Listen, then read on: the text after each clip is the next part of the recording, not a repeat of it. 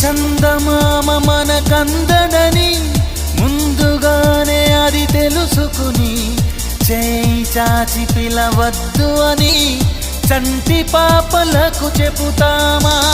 లేనిపోని కలలెందుకని మేలుకుంటే అవి రావు అని జన్మలోని నిదరోకు అని కంటి పాపలకు చెబుతామా?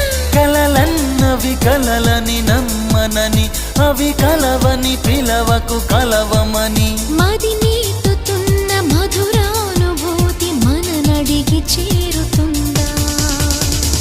ఒక్కసారి